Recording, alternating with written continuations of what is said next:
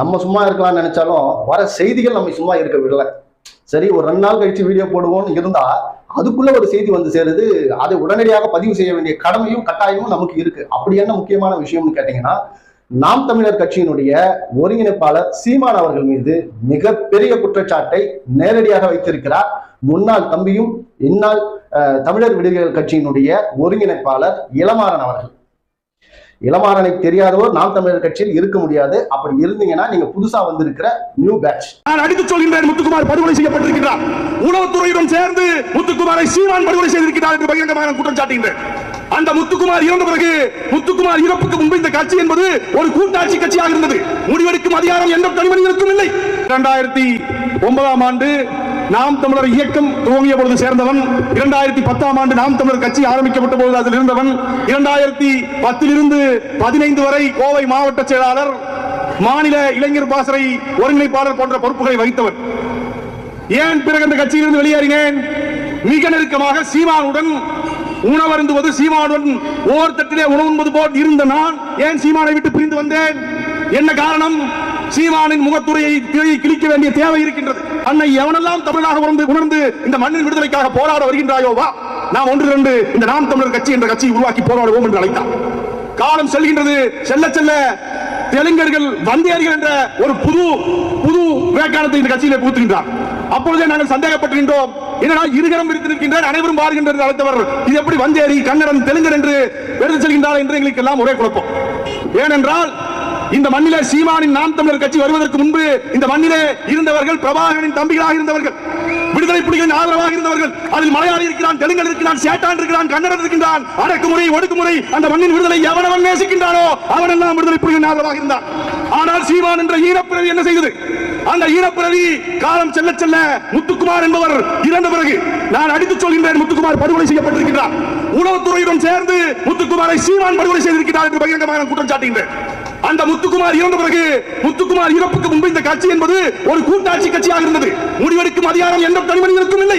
துக்ளக் குருமூர்த்தி இருக்கிறார்களா, துக்ளக் குருமூர்த்தி தான் நாம் தமிழர் கட்சி என்ற பெயரை சென்று தடா சந்திரசேகரும் துக்ளக் குருமூர்த்தியும் இப்பொழுது இருக்கிற கராத்தே ஹுசைனியும் 3 பேரும் சென்றுதான் சீமானுக்காக பேசி நாம் தமிழர் கட்சி என்ற பெயரை வாங்கி தருகிறார்கள். தமிழ் தேசிய எழுத்து நிற்கின்றவன், விடுதலை புலிகளை எலிகள் என்று துக்ளக்களை எழுதுபவன், தமிழர்களை மிக கேவலமாக கொச்சையாக எழுதுபவன், துக்ளக்கை சார்ந்த பார்ப்பனன் குருமூர்த்திக்கு என்ன தேவை இருக்கின்றது? நாம் தமிழர் என்ற பெயரை வாங்கி தருவதற்கு, தமிழ் தேசியத்தை வளர்ப்பதற்கு அவனுக்கு என்ன தேவை இருக்கின்றது? ஏனென்றால் இந்த மண்ணிலே முற்போக்காளர்களும் தமிழ் தேசியமும் திராவிடமும் தலித்தியமும் பெரியாரியமும் கம்யூனிசமும் அனைத்தும் ஒன்று கூடி நின்று மக்கள் போராட்டத்துக்காக போராடி இருக்கின்றது. அங்கே அந்நியப்பட்டு நிற்கின்ற ஒரே ஒருவன் பார்ப்பான், பார்ப்பனியம், சனாதானம். அந்த சனாதானம் நம்மை கூறு கூறாக உடைக்க நிற்கின்றது. அதற்கு சீமான் போன்ற எலும்பு துண்டுக்கு ஆசைப்படும் நாயை பயன்படுத்திக் கொண்டது. இதுதான் உண்மை. இளமாறன் அவர்கள் நாம் தமிழர் என்கிற ஒரு அமைப்பு உருவாவதற்கு முன்பே அவர் முத்துக்குமார், மணிவண்ணன், சீமான் இவர்களோடு பயணித்தவர். அவர் ஒரு விஷயம் சொல்றாரு, முத்துக்குமார் அவர்களுடைய சாவில் எனக்கு சந்தேகம் இருக்கிறது, சீமான் அவர்களும் இந்த சாவில் உடனடியாக இருப்பார் என்று நான் மிக ஆணித்தரமாக நம்புகிறேன் அப்படின்னு சொல்லிட்டு அவர் சொல்லியிருக்கார். உளவுத்துறையோடு சீமான் அவர்கள் சேர்ந்துதான் முத்துக்குமார் அவர்களை படுகொலை செய்திருக்கிறார்கள் அப்படின்னு ஒரு பகிர்ந்து ஒரு குற்றச்சாட்டை வைத்து அதற்கான காரணங்களையும் அவர் அடுக்கடுக்காக வைத்திருக்கிறார். அவர் என்ன சொல்றாருன்னா, முத்துக்குமார் அவர்கள் தான் முதலில் பொட்டமானுக்கு கீழ் இருந்து தமிழகத்தில் இருந்து உளவு வேலைகளை பார்த்து கொண்டிருந்தது முத்துக்குமார் அவர்கள். அவர் ஏறக்குறைய விடுதலை புலிகளுடைய ஒரு அங்கம் தான்.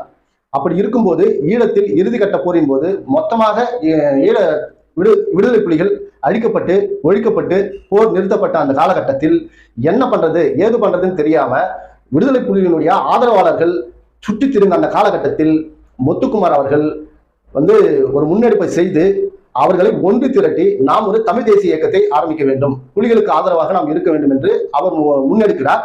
அந்த காலகட்டத்தில் தான் மணிவண்ணன் அதில் சேர்கிறார், சீமான் அதுக்குள்ள வராரு, நம்ம இளமாறன் அவர்களும் வராரு. இப்படி இவர்கள் எல்லாம் சேரும்போது அந்த கட்சிக்கு பேர் வைத்தது முத்துக்குமார் அவர்களும் மணிவண்ணன் அவர்களும்.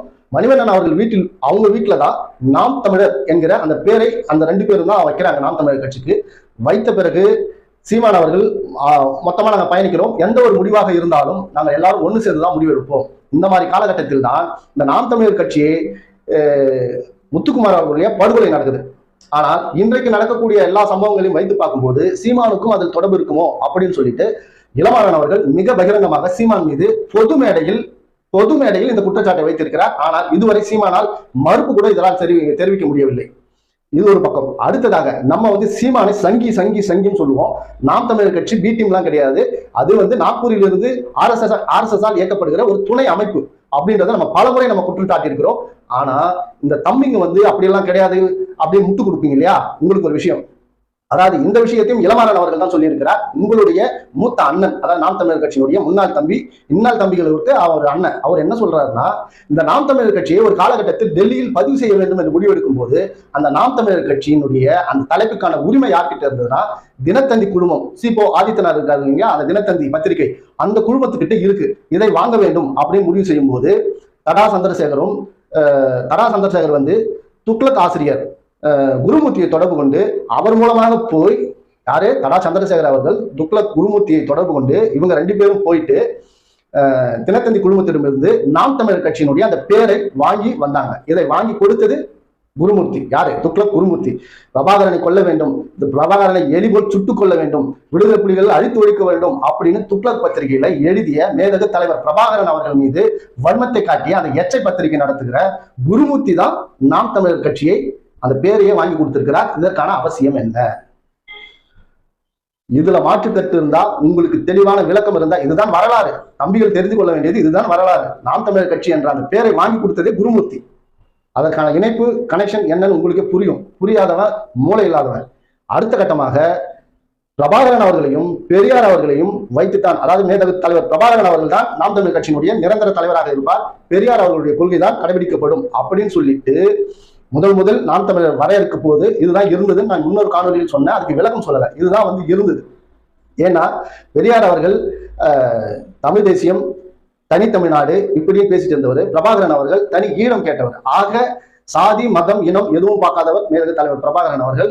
அதே கோட்பாடை கொண்டவர் தந்தை பெரியார் அவர்கள். ஆக தமிழ் தேசியத்திற்கு நாம் முன்னெடுக்க வேண்டிய கோட்பாடு எதுன்னா பெரியாருடைய கொள்கையை தான் முன்னெடுக்கணும் அப்படின்ற முறையில் தான் அதை வந்து அவங்க வரையறை பண்ணாங்க. ஆனால் பின்னாளில் நாக்பூரில் இருந்து கொடுக்கப்பட்ட அசைன்மெண்ட், நாம் தமிழர் கட்சியில் இருக்கக்கூடியவர்கள் தமிழர்களாக மட்டுமே இருக்க முடியாது. மேதகு தலைவர் பிரபாகரன் அவர்கள் மீது அன்பு கொண்டவர்கள் தமிழர்களாக மட்டுமே இருக்க முடியாது. அவர் ஒரு மலையாளியாக இருக்கலாம், தெலுங்கராக இருக்கலாம், கன்னடராக இருக்கலாம், அவர் வந்து எந்த மொழியை சேர்ந்தவராக இருக்கலாம். ஆனால் தலைவர் பிரபாகரன் மீது பற்று வைத்திருப்பார்.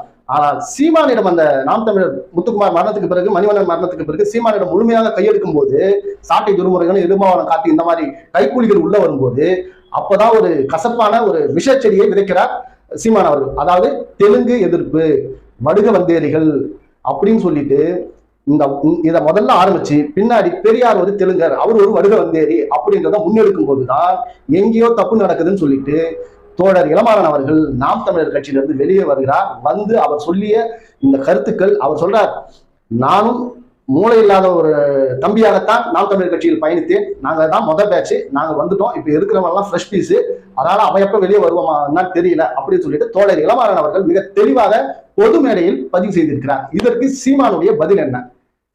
சீமானால் பொதுவெளியில் இதற்கு பதில் சொல்ல முடியுமா?